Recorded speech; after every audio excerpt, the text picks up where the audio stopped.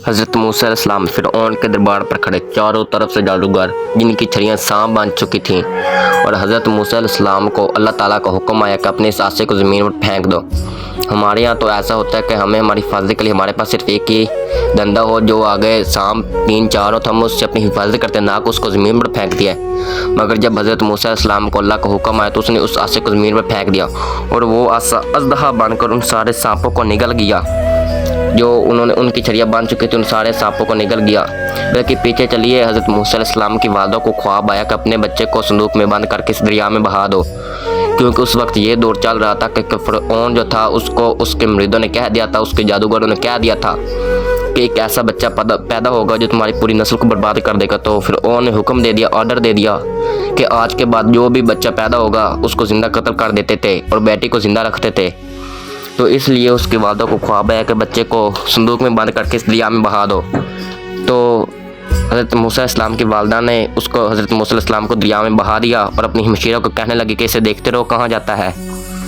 तो उस वक्त फ़िरऔन ने दरिया पर अपना डेरा बनाया हुआ था। इस वक्त हमारे यहाँ तो जो अमीर लोग होते हैं वो फार्म हाउस उसको कहते हैं, मगर फ़िरऔन ने उस तरह का यानी कि रिहाइशगाह बनाई, तो डेरा बनाया हुआ था। तो फ़िरऔन ने जब संदूक देखा तो फ़िरऔन ने कहा अपने मुलाजमों को कि उसे लाओ इधर, उसमें क्या है। जब वो इधर लाया गया तो उधर उसमें चमकता हुआ यानी कि सितारा था, जो उनकी नज़र पड़ी फ़िरऔन की। तो फ़िरऔन ने कहा ये वही बच्चा है, हम इसको कत्ल कर देते हैं। मगर बीबी आसिया जिसको बच्चे की बहुत चाह थी, तो उसने कहा नहीं, ये तो पता नहीं कहाँ से बच्चा उधर रुलता आया है, पता नहीं कहाँ से आया है, ये इस बनी इसराइल का बच्चा नहीं है, हम इसे अपने घर में परवरिश करते इसकी। फ़िरऔन ने ज़िद की भाई इसे हम कत्ल करते हैं। फ़िरऔन की जो बहन थी उसने भी ज़िद की, मगर बीबी आसिया ने उस बच्चे की परवरिश करने लगी, और बीबी आसिया के साथ फ़िरऔन की बहन ने भी थोड़ा बहुत साथ दिया, मगर ज़्यादातर फ़िरऔन की बीबी आसिया उसकी देखभाल करती रही। और कुछ मुफस्सिरीन तो ये भी लिखती हैं कि जब वो फ़िरऔन ने उसको उठाया ना, तो फ़िरऔन को उसने रख कर थप्पड़ मारा। बच्चे तो थे ही, मगर नबी करीम सल्लल्लाहु अलैहि वसल्लम अल्लाह के रसूल तो शुरू से ही थे ना, रसूल तो शुरू से थे। तो फ़िरऔन कहता था कि ये जब तुम्हारे पास जाता है तो चुप कर जाता है, मेरे पास आता है तो फिर मुझसे गुस्सा करता है, जलाल फरमाता है, इसलिए ये वही बच्चा है। मगर बीबी आसिया के ये बच्चे को क्या पता, और बच्चा वो दूध नहीं पी रहा था, किसी का भी दूध नहीं पी रहा था। बीबी आसिया ने कहा क्या करें। तो एक औरत बीबी आसिया की मुलाजमा कहने लगी कि इधर एक औरत है जो साफ़ सुथरी है, ये बच्चा शायद उसका दूध पी लेगा। फिर उन्होंने कहा कि फ़ौरन उसे बुला कर लाओ, और जब उस औरत को बुला कर लाया गया तो हज़रत मूसा अलैहिस्सलाम ने फ़ौरन दूध पी लिया, और वही औरत हज़रत मूसा अलैहिस्सलाम की वालदा थी। तो हज़रत मूसा अलैहिस्सलाम ने फ़ौरन दूध पी लिया, और फ़िरऔन को शक होने लगा। आहिस्ता आहिस्ता फ़िरऔन को शक होने लगा, फ़िरऔन गुस्सा करने लगा। एक बार फ़िरऔन ने ऐसा किया कि एक तरफ अंगारे रख दिए और दूसरी तरफ खाना पीना का सामान। तो जो हज़रत मूसा अलैहिस्सलाम से ज़ाहिर सी बात है बच्चे थे, और वो खाने की तरफ जाने लगे, मगर हज़रत जिब्राईल अलैहिस्सलाम ज़मीन पर उतरे और हज़रत मूसा अलैहिस्सलाम को कहा कि आपने बेटा इधर नहीं जाना, आपने इधर जाना है। तो हज़रत मूसा अलैहिस्सलाम आग की तरफ चले गए और एक अंगारा उठाकर अपने मुंह में रख दिया। तो बीबी आसिया फ़िरऔन को कहने लगी कि ये देखो, अगर इसमें इतनी अक्ल होती थी ये खाने की तरफ जाता, आग की तरफ क्यों गया है। तो हज़रत मूसा अलैहिस्सलाम की थोड़ी सी ना ज़बान तुतला गई। कुछ मुफस्सिरीन ये भी लिखते हैं कि जो हज़रत मूसा अलैहिस्सलाम दुआ मांगा करते थे ना, रब्बि इश्रह ली सदरी व यस्सिर ली अमरी, वो यही दुआ करते थे कि ऐ मेरे अल्लाह मेरे मुंह की ज़ुबान की बांध को खोल दे, ताकि मैं फ़िरऔन से सही तरह से बात कर सकूँ, फ़िरऔन के साथ फुल ब फुल मुकाबला कर सकूँ। यही दुआ मांगा करते थे। तो हज़रत मूसा अलैहिस्सलाम उसी के घर में परवरिश करने लगे, बड़े होने लगे, और बड़े होते होते जहाँ पर भी कोई जुल्म होता, कोई लड़ाई होती, फ़िरऔन के आदमी जुल्म करते बनी इसराइल पर, तो हज़रत मूसा अलैहिस्सलाम आवाज़ उठाते, तो फ़िरऔन आहिस्ता आहिस्ता हज़रत मूसा अलैहिस्सलाम से नाराज़ रहने लगा, हत्ता कि फ़िरऔन ने मूसा अलैहिस्सलाम को घर से बाहर निकाल दिया। एक दिन रात हो गई थी, हज़रत मूसा अलैहिस्सलाम वापस आए, सब सो रहे थे। तो फ़िरऔन के कुछ लोग बनी इसराइल के लोगों पर जुल्म कर रहे थे, उनको कह रहे थे कि ये वज़न उठाओ, मगर वो वज़न उनकी औकात से बाहर था, उनकी बात से बाहर था, वो नहीं उठा सकते थे, मगर वो जुल्म करते थे, फिर मारते थे अगर वो नहीं उठाते थे। फिर उन्होंने हज़रत मूसा अलैहिस्सलाम को कहा ये देखें ये हमसे ज़्यादती कर रही हैं। तो हज़रत मूसा अलैहिस्सलाम का कोई इरादा नहीं था, मगर हज़रत मूसा अलैहिस्सलाम نے ان سے کہا کہ چھوڑ دو، مگر آپ کو پتہ ہے کسی کو زبان منہ کی بات اچھی نہیں لگتی، تو حضرت موسیٰ علیہ السلام نے ایک بار کہا، 2 بار کہا، مگر وہ نہیں مانے، تو حضرت موسیٰ علیہ السلام آگے بڑھے اور ان میں سے ایک کو مکہ مارا۔ تو آپ کو پتہ ہے کچھ بہت طاقتور لوگ صرف ایک مکے میں ہی ڈھیر ہو جاتے ہیں، اور وہ مر گیا۔ تو اس سے اگلے دن پھر ایسا ہی ہوا، حضرت موسیٰ علیہ السلام آئے اور دوسرا آدمی ظلم کر رہا تھا، اور جب نے اس کو حضرت موسیٰ علیہ السلام کو دیکھا تو اس آدمی نے کہا، حضرت موسیٰ علیہ السلام یہ دیکھیں پھر ہم سے زیادتی کر رہے ہیں، ہمیں مار رہے ہیں۔ تو حضرت موسیٰ علیہ السلام اس کو روکنے کے لیے آگے بڑھے، وہ آگے سے بھاگے، وہ کہہ رہا تھا کہ اب کل کی طرح مجھے بھی مار دو گے، اور وہ وہاں سے بھاگ کر چلا گیا۔ صبح فرعون کے پاس اس نے یہ سب جا کر ماجرا بتایا، تو فرعون نے کہا معاذ اللہ، حضرت موسیٰ علیہ السلام کو ڈھونڈ کر لاؤ، ہم اسے شہید کرتے ہیں۔ تو جب وہ اس کو ڈھونڈنے گیا تو حضرت موسیٰ علیہ السلام کو پیغام آیا اللہ کی طرف سے کہ یہاں سے ہجرت کر جاؤ۔ تو پھر حضرت موسیٰ علیہ السلام وہاں سے ہجرت کر گئے، اور ایک علاقہ تھا مدین، وہاں پر چلے گئے، اور وہاں پر جا کر انہوں نے دیکھا کہ سب مرد اور عورتیں بھینسوں کو پانی پلا رہی ہیں، مگر ایک عورت اور اس کے ساتھ 2 بہنیں وہ کڑی پیچھے اینڈ پر کھڑی تھیں۔ تو حضرت موسیٰ علیہ السلام نے ان سے جا کر کہا کہ آپ اپنی بھینسوں کو پانی کیوں نہیں پلا رہی ہو؟ تو انہوں نے کہا کہ بڑا بھائی ہمارا ہے نہیں، اور ہمارے جو والد ہے وہ بوڑھے ہیں، تو وہ تو آ نہیں سکتے، تو اس لیے یہ، اور وہ تھی پردے دار گھرانے کی، تو انہوں نے کہا ہم آگے جا کے پانی تو پلا نہیں سکتے، اس لیے ہم اینڈ پر ہی پلاتے ہیں، اور جو بھی نیا مرد آتا وہ بیچ میں گھس جاتا تھا۔ تو حضرت موسیٰ علیہ السلام نے کہا کہ یہ ان کے رسے مجھے دو۔ حضرت موسیٰ علیہ السلام نے ان کو جا کر پانی پلا دیا۔ تو ان عورتوں نے واپس اپنے گھر جا کر بابا کو کہا کہ بابا ایک ایسا انسان ہمارے گاؤں میں آیا ہے جو لڑکیوں کے لیے آواز اٹھاتا ہے، لڑکیوں کے حق میں آواز اٹھاتا ہے۔ تو کچھ مفسرین کچھ اور کا بھی نام لیتے ہیں، مگر کچھ مفسرین یہ بھی لکھتے ہیں کہ وہ حضرت شعیب علیہ السلام تھے۔ تو حضرت شعیب علیہ السلام نے ان کو کہا کہ اسے بلا کر لاؤ۔ جب انہوں نے اسے بلا کر لایا حضرت موسیٰ علیہ السلام کو، تو انہوں نے کہا کہ میری اس بھیڑ بکریوں کی 10 سال تم پرورش کرو، 10 سال ان کو حفاظت کرو، میری بیٹیوں کی اور ان بکریوں کی، اور اس کے بعد میں ایک بیٹی کا نکاح بھی آپ کے ساتھ کروں گا۔ تو حضرت موسیٰ علیہ السلام نے 10 سال اسی طرح بھیڑ بکریاں چرائیں، اور اس کے بعد حضرت شعیب علیہ السلام نے اپنی ایک بیٹی کا نکاح بھی حضرت موسیٰ علیہ السلام کے ساتھ کیا۔ تو کچھ مہینوں بعد حضرت موسیٰ علیہ السلام اور اس کی بیوی زوجہ محترمہ وہ ہجرت کر کے مصر جا رہے تھے، اور راستے میں ٹھنڈ بہت تھی، تو حضرت موسیٰ علیہ السلام نے دیکھا کہ ایک طرف آگ جل رہی ہے۔ تو حضرت موسیٰ علیہ السلام نے اپنی بیوی سے کہا کہ میں وہاں سے آگ لے کر آتا ہوں جس سے تم اپنے جسم گرم کر سکو اور تم کو سکون آ جائے۔ تو حضرت موسیٰ علیہ السلام جب وہاں سے آگ لینے جا رہے تھے تو آگے سے ایک درخت سے آواز آئی کہ میں تمہارے رب ہوں۔ تو حضرت موسیٰ علیہ السلام کو وہیں پر وہ عصا ملا، اور وہیں پر حضرت موسیٰ علیہ السلام کو بعد میں اژدہا بن جاتا تھا، اور وہیں پر حضرت موسیٰ علیہ السلام کو ید بیضہ ملا، ید بیضہ لیے پھرتے اپنی آستینوں میں، ید بیضہ ملا، اپنے گریبان سے ہاتھ نکالتے تھے تو وہ چاند اور سورج کی طرح چمکتا تھا۔ تو پھر حضرت موسیٰ علیہ السلام وہاں سے ساری نشانیاں لے کر واپس فرعون کے پاس چلے گئے، اور اس کو کہا کہ ایمان لے آؤ۔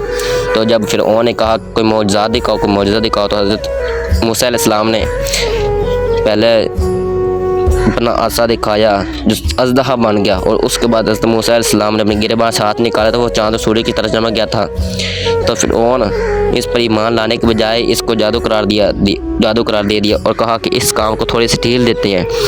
تو فرعون نے کہا کہ جادوگر بلائے جائیں، تو جادوگر آ گئے۔ تو جادوگر نے فرعون سے کہا کہ معاذ اللہ، اگر ہم حضرت موسیٰ علیہ السلام سے جیت گئے، ان پر غالب آ گئے، تو ہمارا انعام کیا ہوگا؟ تو فرعون نے کہا کہ میں تمہیں اپنا قریبی بنا لوں گا۔ تو یہ قریبی بننا بھی بہت اعزاز کی بات ہوتی ہے نا۔ آج کل انہیں قریبی لوگوں نے بہت سے حکمرانوں کا بیڑا گرک کیا ہوا ہے، یعنی کہ جب بھی بادشاہ پوچھتا ہے کہ ملک کے حالات کیا ہیں تو قریبی لوگ کہتے ہیں ٹھیک ہے، اور بعد میں پتہ چلتا ہے کہ ملک کا بھی ستیہ ناش ہو گیا، بادشاہ سے اس کی سلطنت بھی اس سے چھین لی گئی، کیونکہ اگر بادشاہ ڈائریکٹ گاؤں سے بات کرے، ڈائریکٹ لوگوں سے بات کرے تو پھر شاید بہتری ہو سکتی ہے، مگر اگر قریبی لوگوں سے بات کرتے ہیں تو پھر وہ تو انہوں نے تو کہنا ہی ہوتا سب ٹھیک، اور بادشاہ کی سلطنت چلی جاتی ہے۔ اسی طرح فرعون نے کہا کہ میں تمہیں اپنا قریبی بنا لوں گا۔ تو ان جادوگروں نے کہا کہ حضرت موسیٰ علیہ السلام کو شروعات آپ کرتے یا ہم کریں؟ تو حضرت موسیٰ علیہ السلام نے کہا کہ شروعات پہلے تم کرو۔ تو جادوگروں نے اپنی چھڑیاں زمین پر ڈالی اور وہ سانپ بن گئی۔ انہوں نے جادو کیا کہ جو لوگوں کی آنکھوں پر جادو کیا، لوگوں کو وہ چھڑیاں صاف نظر آنے لگی، تو حضرت موسیٰ علیہ السلام کے پاس آسا تھا جو اللہ تعالیٰ کا حکم آیا کہ اس کو زمین پر پھینک دو، تو حضرت موسیٰ علیہ السلام نے وہ آسا زمین پر پھینکا اور وہ اژدہا بن کر ان سارے سانپوں کو نگل گیا۔ تو جیسے ہی اژدہا ان سارے سانپوں کو نگلا تو جادوگروں نے فوراً کلمہ پڑھ لیا اور فرعون نے کلمہ نہیں پڑھا۔ حتیٰ کہ منظر سب دیکھ رہے تھے مگر فرعون نے کلمہ نہیں پڑھا اور ان جادوگروں نے کلمہ پڑھ لیا۔ بہت سے لوگ کہتے ہیں کہ انہوں نے کلمہ کیوں پڑھا تھا، کیونکہ انہوں نے شروع سے ہی حضرت موسیٰ علیہ السلام کا ادب کیا تھا اور ان کو کہا تھا کہ شروعات آپ کرتے ہیں یا ہم کریں، بس اسی بنا پر اللہ تعالیٰ نے کہا، اللہ تعالیٰ نے ارشاد فرمایا کہ جو نبی کریم صلی اللہ علیہ وسلم کی عزت کرتا ہے، جن کی قدر کرتا ہے، جن کو پہلے اپنے سے رکھتا ہے، وہ کافر نہیں رہنا چاہیے۔ حضرت اللہ تعالیٰ نے انہیں ایمان دلا دیا، وہ ایمان نہیں آئی، مگر فرعون ایمان نہیں لایا۔ اور اس کے بعد فرعون کی قوم پر ایک عذاب آیا، اور عذاب ایسا آیا کہ فرعون کی قوم پر عذاب آیا ٹڈیوں کا، جوؤں کا، خون کا اور مینڈکوں کا عذاب آیا، یعنی کہ سر میں جوئیں پڑ گئیں، ٹڈیاں آ گئیں، مینڈکا آ گئے اور خون کا ان پر عذاب آیا۔ تو انہوں نے فرعون کی قوم نے کہا کہ حضرت موسیٰ علیہ السلام سے کہ دعا کریں کہ ہم اس عذاب سے بچ جائیں، اگر یہ عذاب ٹل گئے تو ہم مسلمان ہو جائیں گے اور بنی اسرائیل کی قوم کو بھی چھوڑ دیں گے۔ تو حضرت موسیٰ علیہ السلام نے اللہ تعالیٰ سے دعا کی، تو فرعون جب عذاب ٹل گیا تو فرعون کی قوم پھر مکر گئی۔ آپ کو پتہ ہے کہ پہلے بھی ایسا بہت بار ہو چکا ہے کہ بنو قریش کے لوگ بھی بہت بار اس طرح کے معاہدے کر چکے ہیں حضرت محمد صلی اللہ علیہ وسلم کے ساتھ اور بعد میں مکر جاتے ہیں، تو اسی طرح فرعون کی قوم بھی مکر گئی۔ تو حضرت موسیٰ علیہ السلام کو حکم آیا کہ یہاں سے اپنی قوم کو لے جائیں۔ تو جب حضرت موسیٰ علیہ السلام اپنی قوم بنی اسرائیل کو لے کر جا رہے تھے تو آگے دریا آ گیا، تو حضرت موسیٰ علیہ السلام نے کہا، دریا کو حکم دیا کہ دو راستے، ایک راستہ بنا دے، اور دریا نے راستہ بنا دیا، اور حضرت موسیٰ علیہ السلام نے اپنی ساری قوم کو دریا سے پا کر آگے کی بستی میں چھوڑ دیا، اور وہ بستی بتوں کی پوجا کرتی تھی، اور پیچھے فرعون کا سارا جو تھا نا وہ غرق ہو گیا، سارا فرعون کا جو قوم تھی وہ ساری غرق ہو گئی، اور حضرت موسیٰ علیہ السلام کی قوم ایک ایسی بستی میں جا پہنچے جو بتوں کی پوجا کرتے تھے۔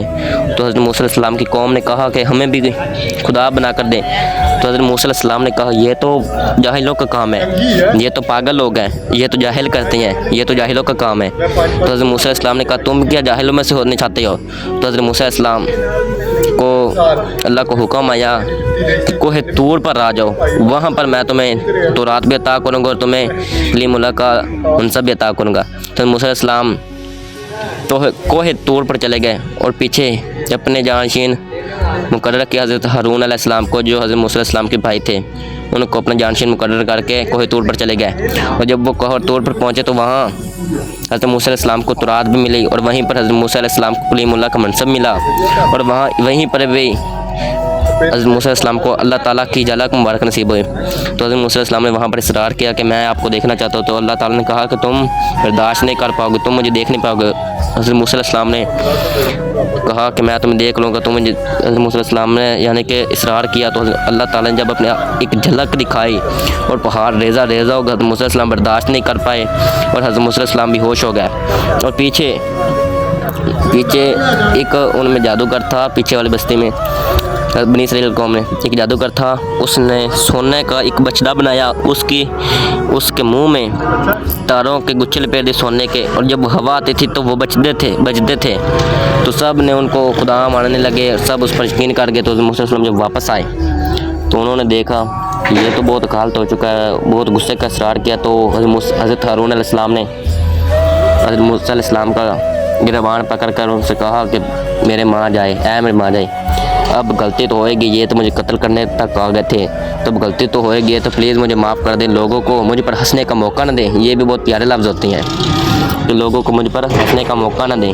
یہ تو بات تھی نا حضرت موسیٰ علیہ السلام کی، تو وہ دریا پار کر گئے۔ دوسری طرف حضرت محمد صلی اللہ علیہ وسلم کے غلام حضرت سعد بن ابی وقاص رضی اللہ تعالیٰ عنہ जंग से वापस आ रहे थे तो रास्ते में दरिया आ गया तो सब परेशान हो गए। पीछे से दुश्मन ललकार रहे थे कि आगे कोई दूर दूर तक पुल नहीं नज़र आ रही थी। उन्हें नहीं पता कि आगे दरिया आ जाएगा। तो उस दरिया से कहा कि तो हज़रत मूसा अलैहिस्सलाम की कौम, हज़रत मूसा अलैहिस्सलाम की नाफरमान कौम को अगर रास्ता दे सकता तो हमने अरबी के ग़ुलाम हैं, हम तो हज़रत मोहम्मद सल्लल्लाहु अलैहि वसल्लम के ग़ुलाम हैं, दे रास्ता। तो दरिया ने रास्ता दे दिया और साद बिन अबी वक़ास रज़ी अल्लाह तआला अन्हु दरिया पार कर गए। और दरिया पार करने के बाद हज़रत साद बिन अबी वक़ास रज़ी अल्लाह तआला अन्हु ने मजमे पर नज़र डाली और उनसे कहा कि तुम्हारी कोई चीज़ तो दरिया में नहीं रह गई। तो एक शख्स बोला कि जनाब मेरा मिट्टी का प्याला दरिया में रह गया है। तो फिर ये कहना चाहिए था ना कि छोड़ मिट्टी का प्याला, उसका क्या करना, छोड़ उसका क्या करना है। मगर हज़रत साद बिन अबी वक़ास रज़ी अल्लाह तआला ने कहा दरिया से कि चल यार हमें हमारे मिट्टी का प्याला भी वापस कर दे। तो एक दरिया कर लहर आई और उन्होंने वो मिट्टी का प्याला भी वापस कर दिया। ये थी हज़रत मोहम्मद सल्लल्लाहु अलैहि वसल्लम के नामों की शान। तो फिर सोचे हज़रत मोहम्मद सल्लल्लाहु अलैहि वसल्लम की शान कैसी होगी। अपनी ईमान को पुख्ता करे, अपनी ईमान को पुख्ता करे, अल्लाह पर भरोसा रखे, तवक्कुल रखे। हर हाल में अल्लाह बंदे के साथ होता है। अल्लाह पर भरोसा रखें, अल्लाह पर तवक्कुल करें।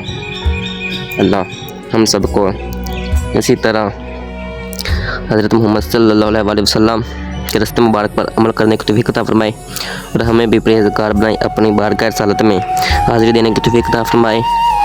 और जितने भी ज़िंदगी में गुनाह हो चुके हैं, छोटे मोटे जितने भी गुनाह हो चुके, सब गुनाह माफ़ फरमा दे। हज़रत आदम अलैहिस्सलाम से लेकर आज तक जितने भी मुसलमान इस दुनिया से रुखसत होकर गए हैं, उन सबको जन्नतुल फिरदौस में आला मकाम अता फरमाए।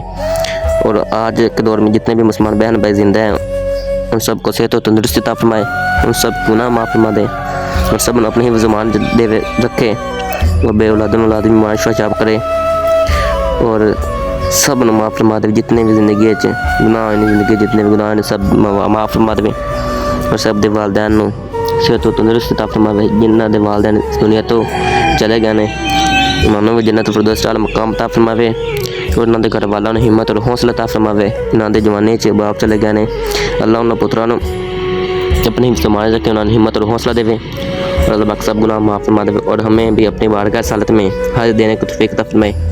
इंशाअल्लाह नेक्स्ट टाइम आपसे मुलाकात होगी एक और इस तरह के इंटरेस्टिंग बयान के साथ, एक और किसी के साथ। अल्लाह हमें इन अंबिया किराम अलैहिस्सलाम के रास्ते मुबारक पर चलने की तौफीक अता फरमाए। आमीन सुम्मा आमीन।